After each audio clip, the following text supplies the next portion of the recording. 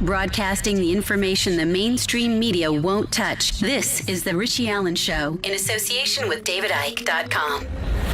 Our first guest is no stranger to you.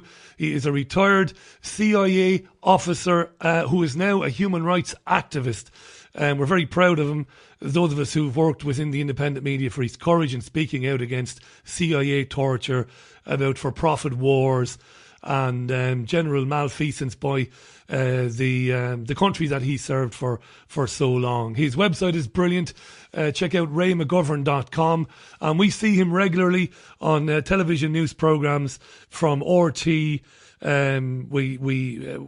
as I said, we read him regularly. We see him all over the place on shows like this. It's a real pleasure to welcome back to the program our friend Ray Mcgovern. Ray, thanks for taking the call. I know you get a lot of requests to do this sort of thing. How are you? I'm fine, and thank you for having me on. Always brilliant to have you on, and we always throw out to our listeners, Ray, you know, when we've got people like yourself on, what would you like to talk about? And as much as it makes my job easy, it's also very interesting. And the crimes of Hillary Clinton has come up. We'll get into Hillary Clinton in a few minutes. But the United States sending fighter jets to Romania, which made the news here yesterday. A lot of our listeners wondering, should they be worried about this, Ray? We get a lot of people listening to this programme. They see these stories and they genuinely worry about it. And they genuinely worry where it all might end up. How are you reading that story? Fighter jets being sent to Romania. What do you make of that?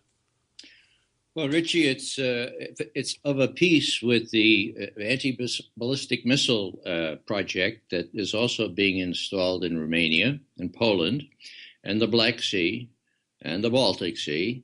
And for anyone who knows their geography, they know that when somebody talks about encircling Russia, well, they're not imagining it. You don't have to be paranoid if you're a Russian leader and you see all these advanced weapon systems going into places right hard by your border. The Ukrainian coup of February 22, 2014 was just the most egregious of these things. George Friedman from Stratfor, a relatively reputable think tank, called that coup the most flagrant coup in the history of mankind. Now, why did he do that? Well, it was advertised ahead of time by an intercepted telephone call between the Assistant Secretary of State for European Affairs and the U.S. ambassador in Kiev. The prime minister was picked. His name was Yatsenyuk. He met a bad fate there 2 weeks ago, and they removed him. But he did succeed in destroying the economy. So, to that, if you're into making vassal states out of states that you do a coup in, or regime change is what we say now, well, then in that respect, I suppose you could look at it as a success for Western policy. Russian separatists then have been battling in the east of the country for so long now. I can't remember. It's over a year, isn't it? A year and a half. The mainstream news bureaus tell us that 9,000 people have died in those fighting, in those skirmishes or those battles. What will this do, Ray? I mean, the question, when we get somebody of your experience on the programme, listeners really want to know how you speculate as to how will Russia react to this? What will they do? What will they be thinking? Well, Russia is very sensitive, of course, to any coups or any anti-ballistic missile systems that go up on its periphery. And we're talking, mind you, not only in Europe, but in the Far East as well, where these anti-ballistic missile systems are being put on frigates and all manner of other ships and deployed out that way. So, a reasonable person in the Kremlin, and I will admit, this may brand me a pro-Putin apologist, but I think we're lucky to have a reasonable person in the Kremlin, despite all the provocations. He has displayed, in my view, a sang-froid that is missing elsewhere in the world. Now, why was there the taking back of Crimea into Russia proper? Well, it's very simple. In Crimea, the Russians have their sole naval port that is ice-free. In other words, all year round they can use it. They have air bases there, and it commands the Black Sea, their soft underbelly. And Putin himself, nobody reads Putin's speeches anymore, but back when the coup took place, he said, he said two things here. The anti-ballistic missile system that the United States is putting into the Black Sea and Romania and Poland and the Baltic Sea, that was a large part of why we took back Crimea. Wow. The other part, of course, was that we didn't want to have Ukraine become part of NATO. Actually, Putin shows a little bit of humor when he put it this way in one of these press conferences. He said, I really didn't want to countenance the probability that we would have to ask for permission for our sailors and soldiers to visit Sevastopol, the main naval port in Crimea. I'm sure they're nice fellows. Yeah.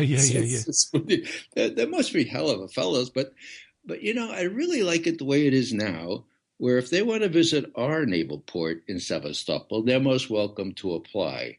Now, that was a very, very kind of courageous or kind of a funny way to say what really bothers these folks and what really bothers them is having NATO hard up against their country when just, what was it, 1989, when we promised that we would not move NATO 1 inch. That was the phrase used, 1 inch eastward. That's right.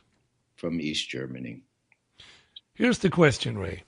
We were led down the garden path for years by foreign secretaries in Britain, secretaries of state in the United States, who told us that, defense secretaries who told us that Russia were this monstrous beast with amazing military capability that, at any moment they could launch missiles, intercontinental ballistic missiles, and they could lay waste to our countries. And we found out, of course, when the wall came down that most of this was nonsense. Not only that, but the likes of Donald Rumsfeld and others, when they were telling these lies, they knew that it was nonsense. Question I've been asked to ask you by Liam, who's listening to this in County Wexford. How well equipped militarily are the Russians today? And if somebody like Putin wasn't in power and there was a more trigger-happy president of Russia, somebody a little less patient and a little less tactful, how dangerous could that be? How well equipped are they militarily, Ray? Well, let me just address the first facet of that first. If Putin were not in power, now the neocons in our country would very much like to have a kind of Maidan demonstration on Red Square and force the removal of Vladimir Putin without a thought, Richie, to what happens the next day. Now, if they think that they're going to get a pro-American regime in the Kremlin after staging a Maidan-type coup, they're crazy.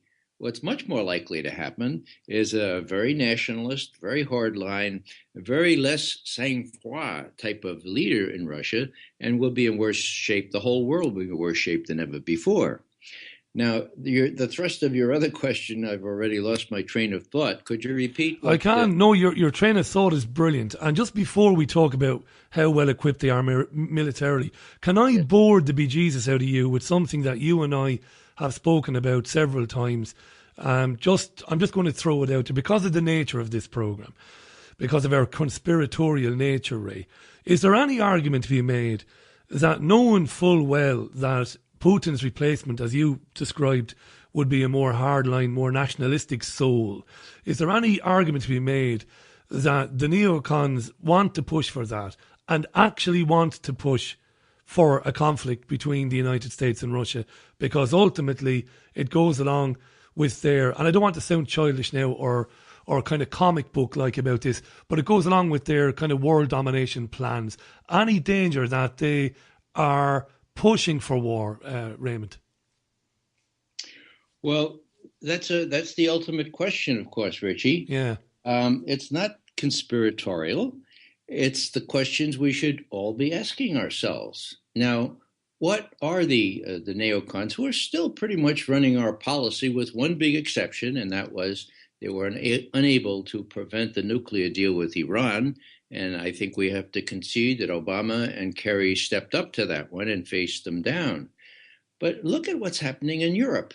Before the coup in Kiev, things were relatively peaceful. But peace, as you know, Richie, is very bad for business. Bad for business, Ray. No? Yeah.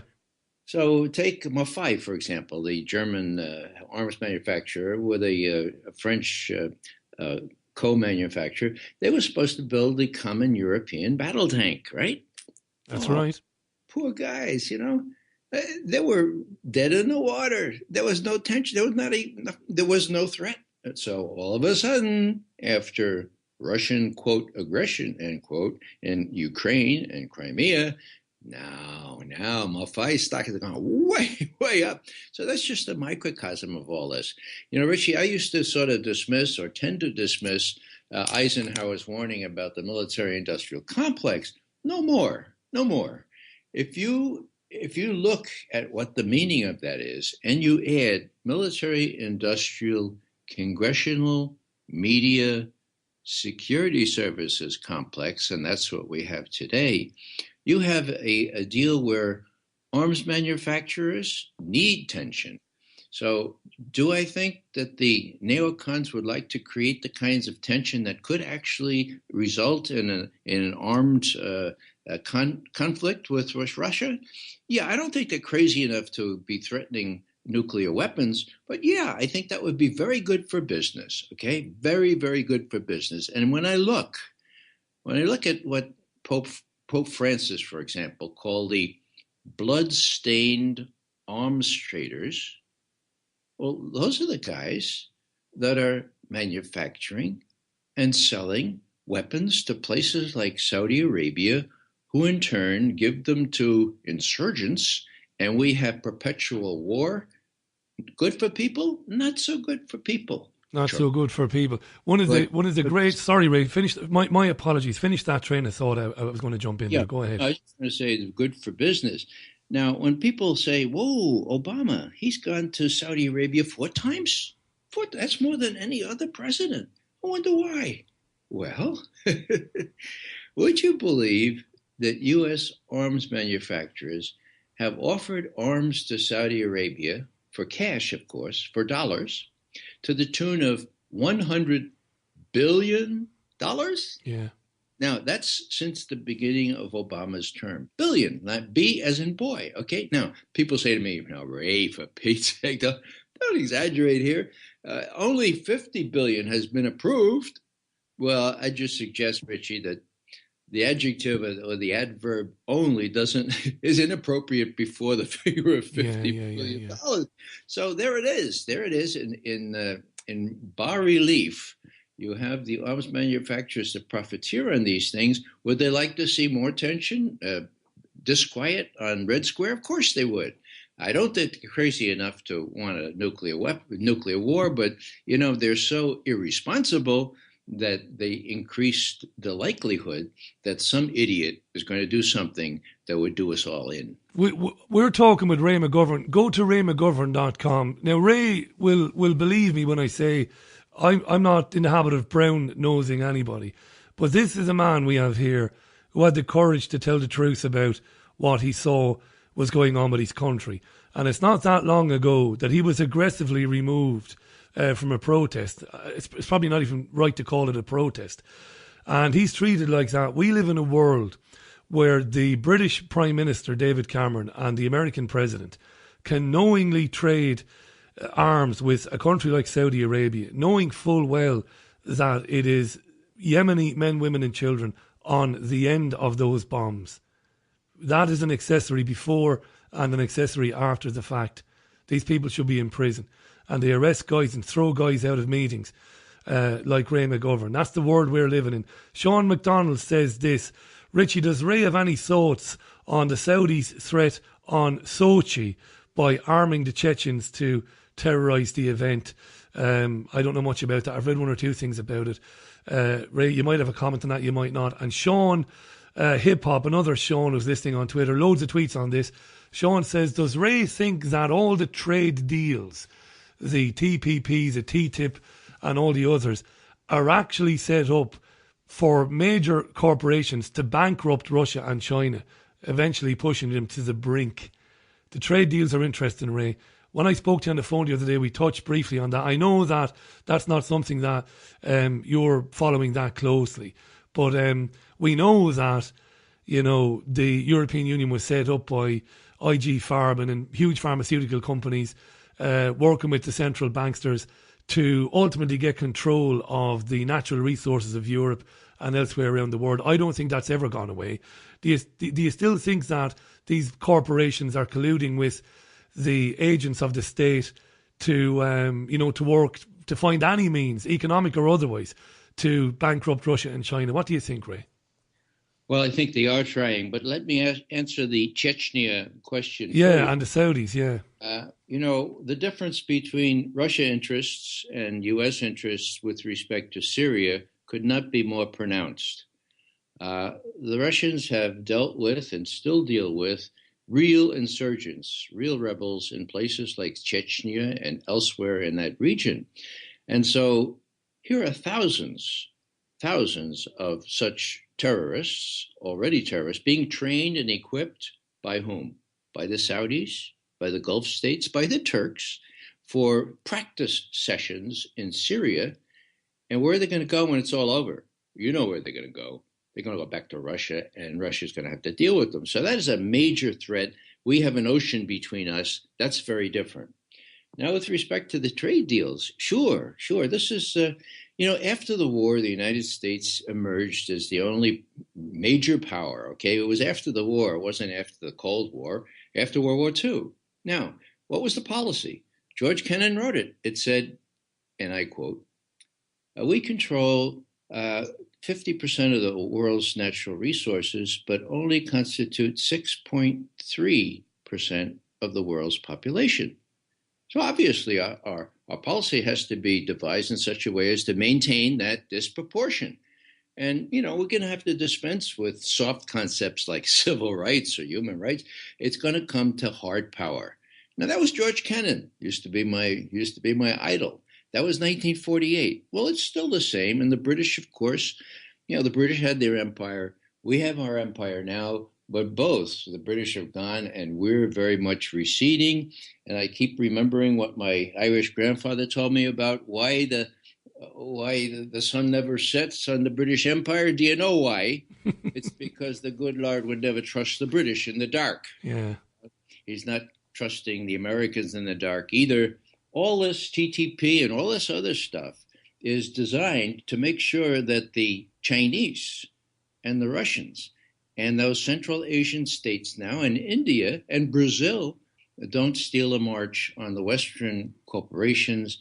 And it's a thankless task because it will take a couple of years, but they're not going to succeed. And the sooner they recognize that and stop following our British patrons, the better for all of us. Yeah, absolutely. And the TTIP thing, of course, is at the heart of why the joint, not the joint, but so many former US Treasury secretaries penned a letter to the British government saying that they feel it would be bad if Britain leaves the European Union.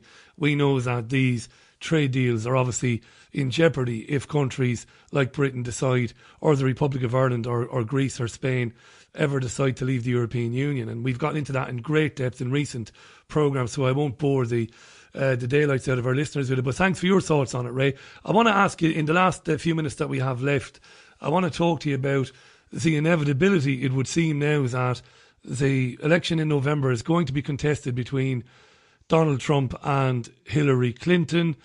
Gerald Celente, the trends researcher himself, a regular guest on this programme and a friend, he's dubbed her Hillary Clinton. He was on recently lamenting the list as long as your arm and my arm put together, Ray, of the grievous crimes committed by this woman. I'm pretty certain, and I have been for a long time, that Trump was going to be used as a stalking horse for the Clintons. She was going to go to the White House in November.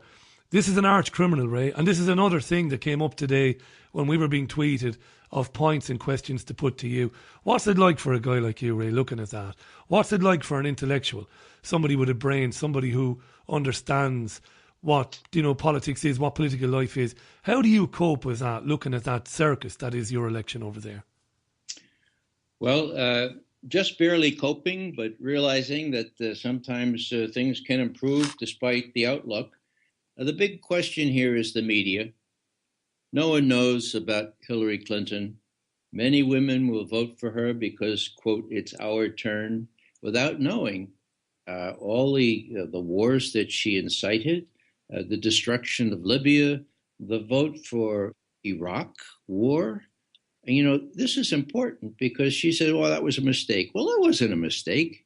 It was a deliberate, cynical political move to show that she was really tough so that she would get her chance to run for president. I know that. We told Hillary Clinton there were no weapons of mass destruction. Scott Ritter, the UN inspector, came down and tried to see Hillary Clinton in her offices in Washington. He wanted to tell her, look, Hillary, there are no weapons of mass destruction. I know. I oversaw their destruction. Yeah. She wouldn't let him in the door. So this is a very dangerous woman. Obama has within his power to declare the next president. And what I mean is this, that you can't really put a woman or a man on trial for starting a war, but you can for violating laws such as the ones that regulate the dissemination of classified information. She is guilty as sin of violating these things. The Benghazi attack, well, I suspect that those real terrorists had access to her emails and knew that she had turned down all manner of requests to reinforce that mission there in Benghazi. And so it was a piece of cake. They got a couple hundred people there. So what she is egregiously guilty of is in her hubris, violating the essentials, the fundamentals of clandestine keeping things secret, and she should be held accountable for that. There are laws against that, and all Obama has to do is say to the FBI, look, do your job. I'm not going to tell the Attorney General to intervene here, not like Petraeus. We're not going to let Hillary off with a hand slap. You do the job and make sure you find out everything that she released, because she's very, very guilty on this one, and that would do her in. Now, will he do that? Well, you know, he needs a spinal implant, Obama does. He's so much part of the establishment that he would surprise me if he did it. But if he is elected, as he was, to enforce the laws of the country, he should do that. He should make sure that Hillary Clinton faces the music on her capricious use of personal emails for top secret information, and that would do her in. So tune in for the next chapter. We're going to try to make that point. No doubt. I mean, you know that I believe that there are more powerful forces at work who've pre-selected this woman to be the president. And even if there's even a shred of conscience in Obama, there's not very much you can do about it. That's just my opinion, and certainly not as learned an opinion as yours. But Ray, you know, I've been in commercial radio, national radio for years. I'm a properly trained producer and presenter.